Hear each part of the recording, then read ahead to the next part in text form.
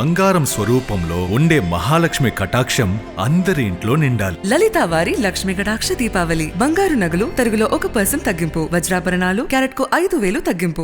సరే నా గురించి బ్యాడ్ చేసినా నాకు వాళ్ళ మీద కోపం లేదు. వాళ్ళకి నేను ఎప్పటికైనా రుణపడే ఉంటా. వాళ్ళకే అనిపించాలి మనసులో, అరే ఇంత మంచిగా దాన్ని ఇట్లా చేసినాం కదా అని. సో మా నాన్న గురించి ఇంకా క్లారిటీగా తెలియక సో అదేదో వాళ్ళు పెట్టేసిరు, తెలుసుకొని ఎప్పుడొకప్పుడు వాళ్ళే డిలీట్ చేసేసుకుంటారు. ఓకే, దీని తర్వాత కూడా ఇంకొక పెద్ద మచ్చన పడ్డది పైన చాలా మందికి ఒక క్వశ్చన్ మార్క్ ఉంది. ఏది? సో బర్రెలక్కకి పెళ్లి అయిపోయింది అని చెప్పి కూడా చాలా వైరల్ అయిన వీడియో. ఎందుకంటే మన ఇంటర్వ్యూ ద్వారా సో జనాలు ఏమనుకుంటున్నారో, సో అసలు వాస్తవాలు ఏం జరిగినాయో సో మనం చెప్పే ప్రయత్నం అయితే మనం చేస్తున్నాం. సో అదొక్క మచ్చ అంటే మనం ఇప్పటికీ ఆల్మోస్ట్ అన్ని క్లియర్ చేసినాము. సో బర్రెలక్కకు ఆల్రెడీ పెళ్లి అయిపోయింది అని చెప్పి కూడా వాళ్ళకి సంబంధించిన వాళ్ళతో కూడా కొన్ని వీడియో బైట్స్ కూడా మనం చూసినాం బయట.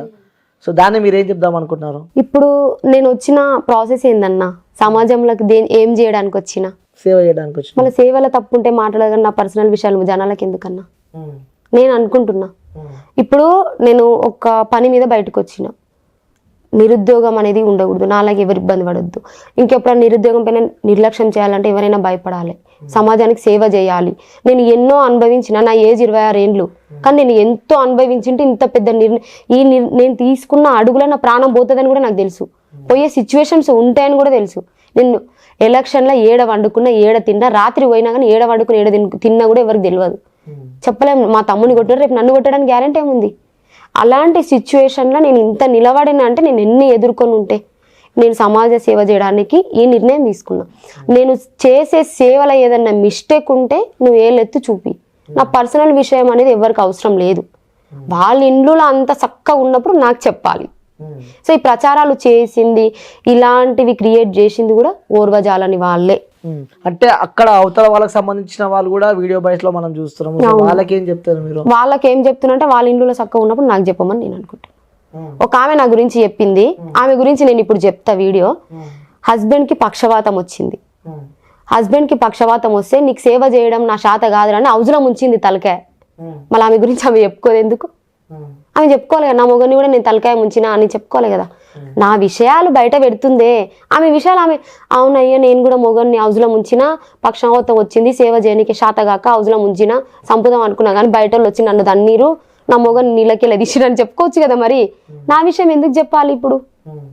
సో నేను బయట ఏ ప్రాసెస్ మీద వచ్చినా ఆ ప్రాసెస్ సరిగ్గా లేకుంటే నువ్వు నన్ను క్వశ్చన్ చేయి.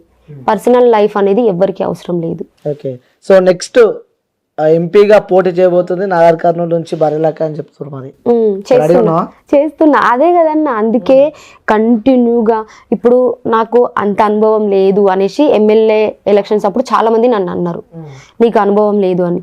ఈ ఎంపీ ఎలక్షన్లో అలాంటి మాట రాకూడదు అనేది అనుభవజ్ఞులైనటువంటి కొంతమంది మేధావులను కలుస్తూ వాళ్ళ దగ్గర ఎలా మాట్లాడాలి, ఎలా ఏంటి అనేది నేను కంటిన్యూస్గా ఇప్పటికి నేను ఎప్పటి నుంచి అయినా అన్న నేను చదువుకుంటున్న టైంలో అయినా మధ్యాహ్నం తిని కాసేపు ఒక అర్ధగంటనైనా పడుకునేదాన్ని. ఆఫ్టర్నూన్ ఎలక్షన్ నిలబడి నుంచి ఈ రోజు వరకు కనీసం 6 గంటలు 5 గంటలు నిద్ర కంటే ఎక్కువ పోతలేను.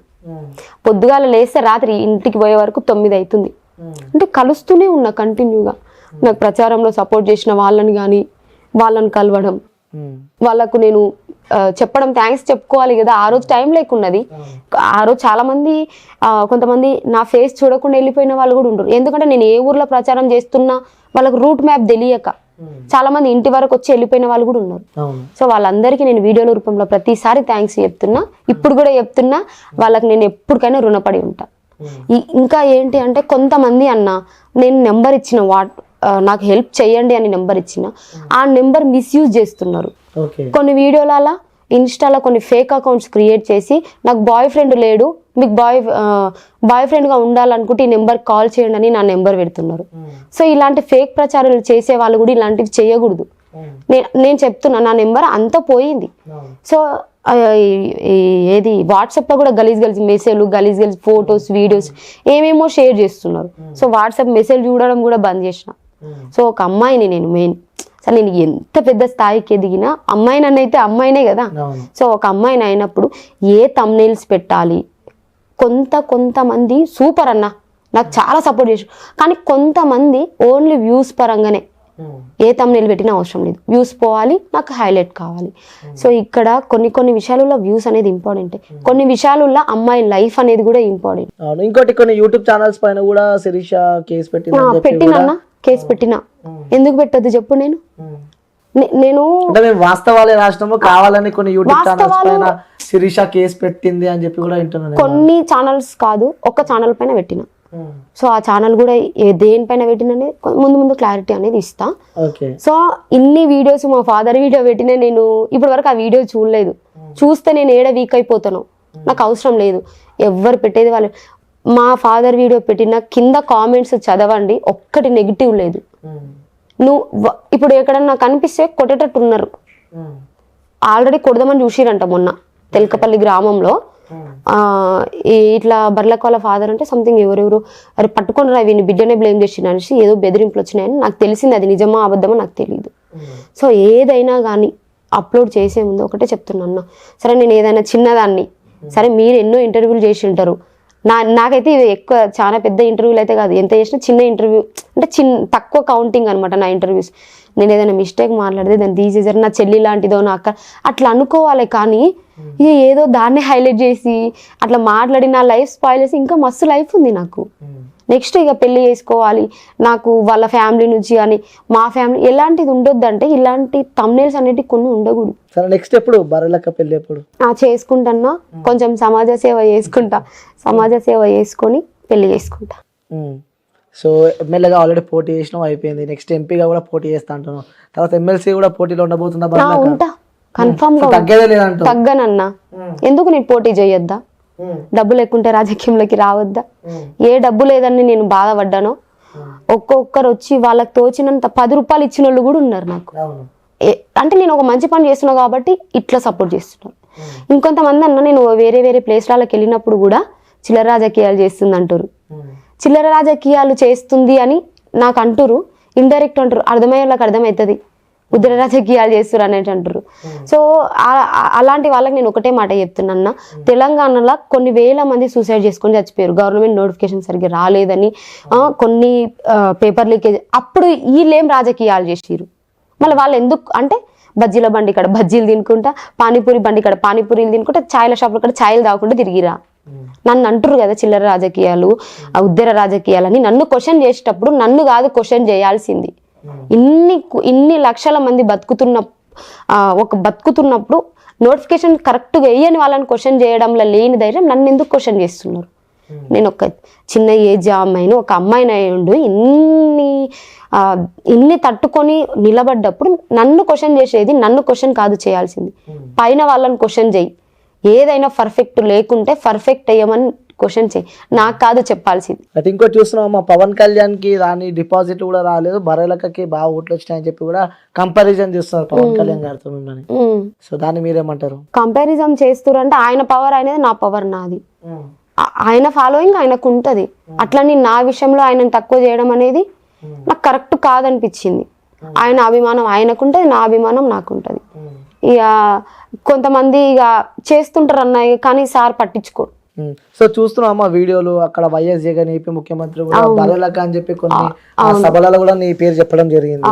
సో అప్పుడు విన్నాం, అది హ్యాపీగానే అనిపించింది మాట్లాడడం.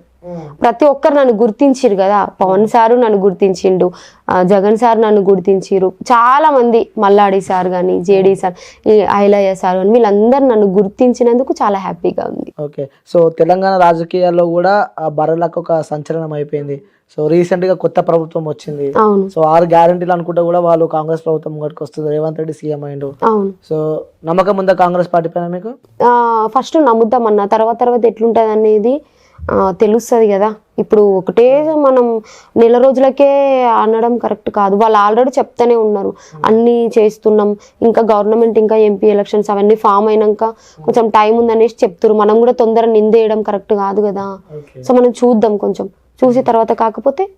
రైట్, ఎంపీగా కూడా బీఎస్పీ నుంచి పోటీ చేయబోతున్నా లేకపోతే ఇండిపెండెంట్ గానే చేస్తాను? ఎందుకంటే ఆర్ఎస్ ప్రవీణ్ కుమార్ సార్ అంటే కూడా మీకు ఇష్టం వేరన్నా, ఇష్టం ఉంటది, ఇష్టం వేరు, పోటీ చేయడం అనేది వేరు.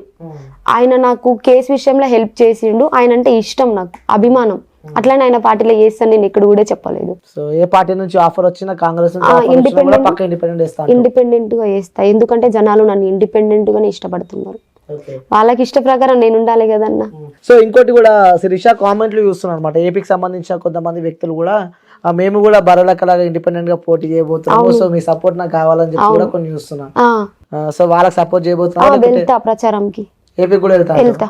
వాళ్ళు చాలా మంది నన్ను కాంటాక్ట్ అయ్యారు, సో మా ఇంటికి కూడా వచ్చిర్రు అనమాట. వాళ్ళు కూడా నిలబడుతున్నా, ఖచ్చితంగా నువ్వు ప్రచారంకి రావాలి మా సైడ్ అని చెప్పిరు. వాళ్ళ నెంబర్స్ కూడా ఇచ్చేసి వెళ్ళిరు. వాళ్ళకు ఎలా చేయాలనేది నన్ను అడుగుతున్నారు. నామినేషన్ వేసినప్పుడు ప్రాసెస్ కానీ లేకపోతే గ్రౌండ్ వర్క్ ఎట్లా చేయాలనేది నన్ను చాలా మంది అడుగుతురు. సో నేను ఇంటికి లేకపోయినా మా మమ్మీ దగ్గరికి వెళ్ళి మాట్లాడడం, నా నెంబర్ తీసుకొని, నేను కొత్త నెంబర్లు ఎత్తట్లేదన్నా, ఎందుకంటే కొంతమంది కావాలని గలీజ్గా మాట్లాడుతురు, గలీజ్గా. సో నేను అంత బాధ అనిపిస్తుంది. ఇంకొంతమంది కాల్స్ లిఫ్ట్ చేయట్లేదు, పొగరు వచ్చింది అంటారు. పొగరు వచ్చింది అన్న వాళ్ళకి నా ఫోన్ ఇస్తా, తీసుకొని మాట్లాడండి, అప్పుడు తెలుస్తుంది. నేను ఫోన్ ఆన్ చేస్తా, నీకు కాల్ ఎత్తడానికి కూడా టైం ఉండదు. కంటిన్యూస్గా నైట్ 1-2 కాదు, నైట్ 1-2 కూడా కాల్స్ వస్తాయి. ఓకే, ఏపీకి పోయినా అమ్మాయి మధ్యలో ఎప్పుడైనా? పోలేదు, వెళ్తా. సో ఇప్పుడు నెక్స్ట్ ఏపీలో కూడా ఎలక్షన్ వస్తున్నాయి. అవును. సో జగన్ పాలన ఐడియా ఉందా? ఉందన్న. సో జగన్, జనసేన పవన్ కళ్యాణ్, చంద్రబాబు నాయుడు ఉన్నారు. సో బీజేపీ కూడా ఉంది అక్కడ. సో అక్కడ ఏ పార్టీ గెలిస్తే బాగుంటుంది అనుకుంటున్నాను? నో కామెంట్స్ అన్న, ఏం చెప్పాలనుకోవట్లేదు. కానీ ఇండిపెండెంట్ గా నిలబడ్డ ప్రతి ఒక్కరికి నేను వెళ్ళి ప్రచారం చేస్తా, ఏపీలో కూడా వెళ్తా. ఓకే, సో ఇట్లా అంటారు. ఓకే మా, thank you so much. Okay అన్న. నేను అనుకున్న గోల్స్ అన్ని రీచ్ అవ్వాలని చెప్పి మనస్ఫూర్తిగా కోరుకుంటున్నా. సో నువ్వు సాధించడంలో తప్పలేదు, ఏ రోజు సక్సెస్ అవుతావని చెప్పి కూడా మనస్ఫూర్తిగా కోరుకుంటున్నా. థ్యాంక్ యూ మా, థ్యాంక్ యూ సో మచ్ అన్న.